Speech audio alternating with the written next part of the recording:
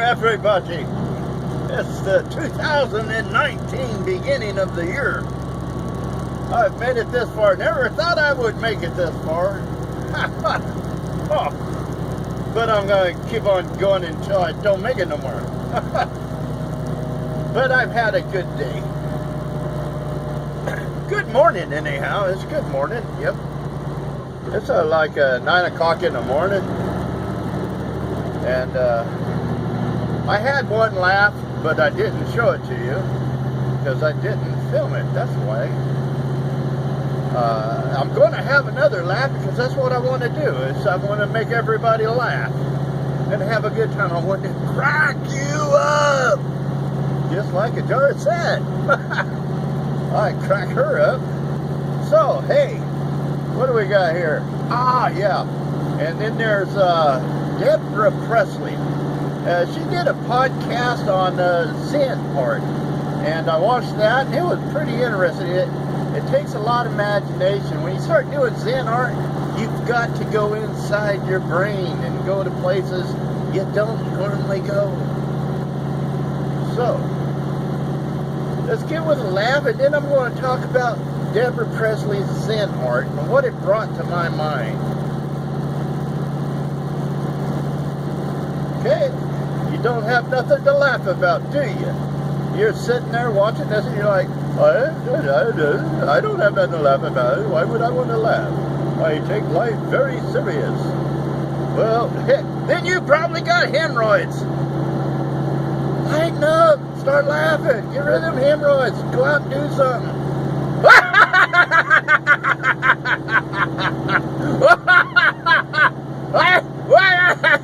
You can't do this in public, that's why I do it at work. Whoa! Yeah! Wow! I got a dog that likes to laugh. Drives my neighbor nuts! No, she really likes my little dog too. Whoa!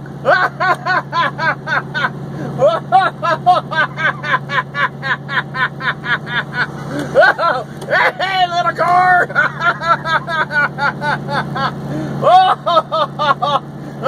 I just let a little car go by me up the mountain, going up the mountain.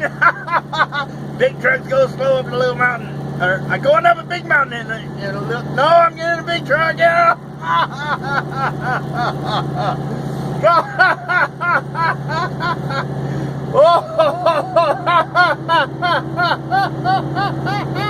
Oh yeah! Oh, got left from the belly. Yep. Oh, I forgot to time myself. What time was it when I started laughing? I don't know. But I get 5 minutes out of it anyhow.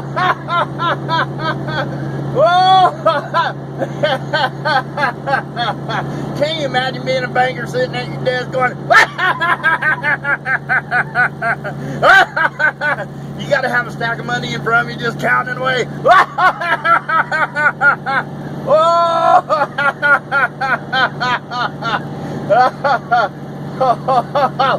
Yeah. Oh yeah, being an accountant, pushing numbers around, going.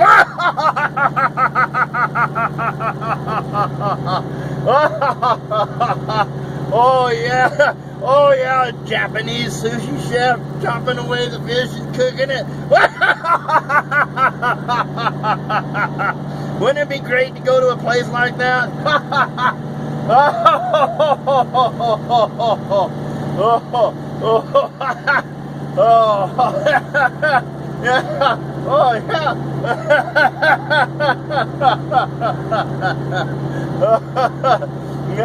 Why you got pulled over by a cop and walked up to your window and just started laughing?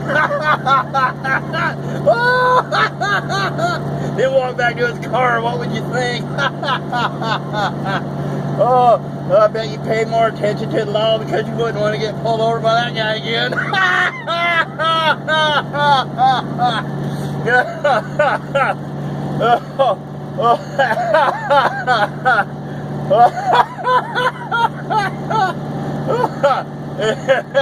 Oh yeah, wild style. Oh, Oh, yeah. You gotta laugh. Oh, can't take life too seriously. If you do, you'll become a cartoon.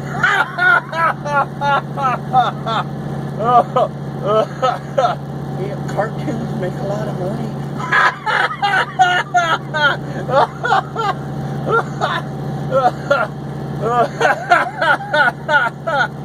Oh yeah. Ooh-wee. Almost to the top of the mountain. Yeah.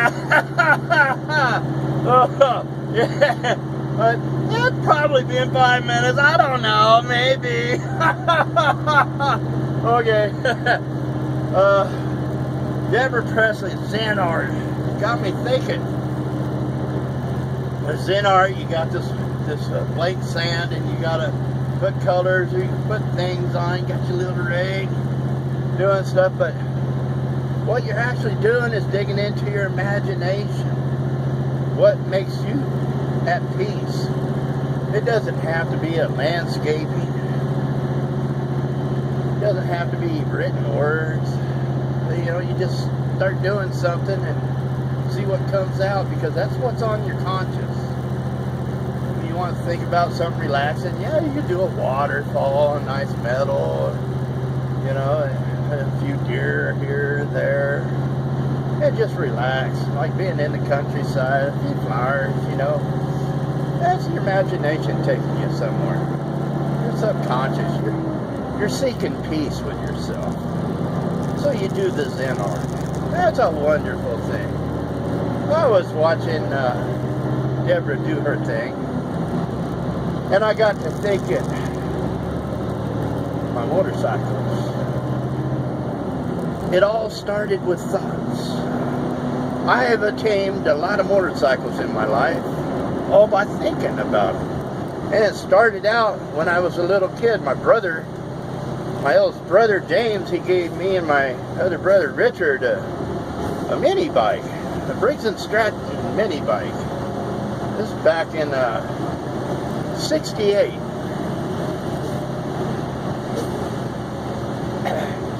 And I was 5 years old. And we used to ride that thing all over the place, but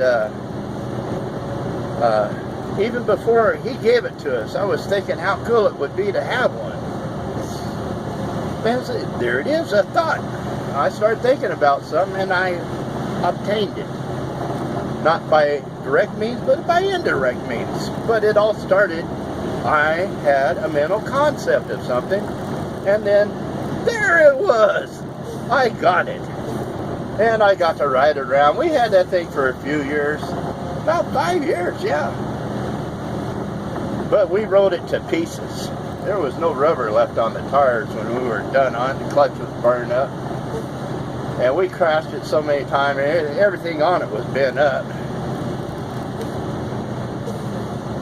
And then went from there to other bikes, and ended up racing all over the state of California, motocross. Then I got my street bikes, and ridden all over the country on my street bikes. I've owned Suzuki's, and Yamahas, Kawasaki's, Harleys, Nortons, Bass, Makos. I've owned all kinds of motorcycles. I've raced them. I've outrun cops on them many a times. And I got pulled over one time, and when the cop walked up to me, he started laughing, and it made me feel real small. And he turned around and walked off. But what had happened was there was a van going real slow in front of me, so I wanted to go fast, so I passed the van, and I passed it at about 105 miles an hour. Then I found out why he was going so slow. He was following CHP. So I passed the van and a CHP at 105 miles an hour on a 30-mile-an-hour road. And so I figured, oh, darn, man, I don't have a registration on the bike. I don't even have a motorcycle's license. It wouldn't be a good idea for me to stop for the police officer, so I dialed it on. I went a lot faster. And I guess I had the bike. It was a Harley. It was a little Sportster 1200. And I had it up to about, I don't know, 130 miles an hour. And the primary chain flew apart. Blew the whole bottom half of the engine apart. The transmission just went to pieces and the jugs just fell down. The pistons were hanging out. And I got to watch those pieces just fly out. Oh, it was beautiful. And then I realized, you know, I'm doing well over 130 miles an hour. And everything just flying out. The cop was way back there. And I pulled over the side of the road, and I was just like, oh man, I just blew up my bike, and now I'm going to go to jail. That's life, you know. And that's when the cop pulled up, walked up, looked at my bike, looked at me, started laughing, and walked back to his car, got in, drove off. It's a laughing thing. But it all started with a thought. I thought about having motorcycles. I got motorcycles. I thought about doing exciting things. I did exciting things. And they all started with just thoughts. So when you do like Deborah Presley does, and you sit down, you do some Zen art, Indian art, and you just start letting your mind relax and flow and create. You will create a new future for yourself. I've always told people, when you have a pleasant memory, you will create a pleasant future. Pleasant memories create pleasant futures. On the other hand, negative memories that you dwell on will create negative moments in your future. Don't do that. Ooh. Keep it positive. Think positive. Positive things will appear, happen. Not all life is meant to be positive. If you eat cake, think of the best cake. I love pineapple upside down cake. But if I eat it more than one slice in like 3 months, then I don't like it no more. You know, if I got a whole cake and I start eating that whole cake, after the first piece, I'm like, oh, okay. The second piece, oh, it's still good. Third piece, I'm like, no, it's not as good as the first piece. And then, you know, by the end of the cake, I'm going, man, I wish I didn't eat that damn thing. So, anyhow, too much of a good thing becomes a negative thing. You go full circle. So, if you just dwell on positive thoughts and you do just positive things, don't worry about when negative stuff pops up. It's just going to happen. The positive aspect of a negative thing popping up is your ability to deal with it, to overcome, to master, to conquer, to achieve what others have failed at. That's what the real magic is. You know, say you lose your job, you got your house payment, mortgage, rent, whatever due, and you can just sit there moan and get kicked out on the street if you want, or you can just start letting your energy flow. And pretty soon, next thing you know, you figure out a solution. You got a new job, you got a new business, you got a new concept that just brings in money. You get your bills paid plus some. That's how it works. Then you feel good about yourself, but you know what? You would have never felt good about yourself if you hadn't lost your job. You would have just went through every day going, oh, it's the same thing every day. I get up, I go to work, I come home, I watch TV, I go to bed. Woo! But no, you had a bad thing happen.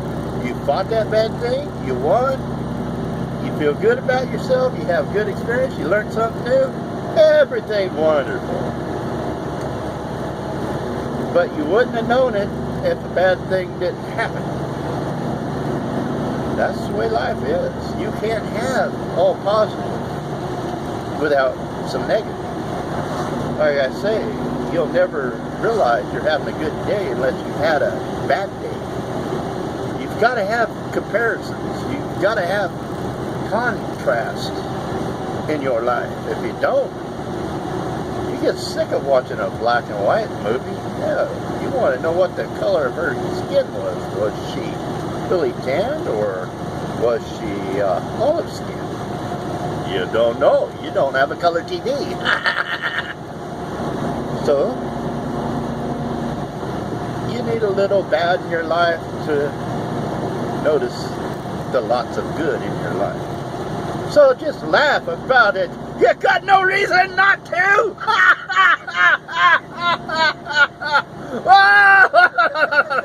Love y'all. Have fun. Got a 16-minute in there.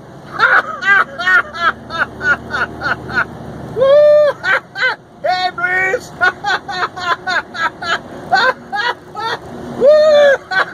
Oh, yeah.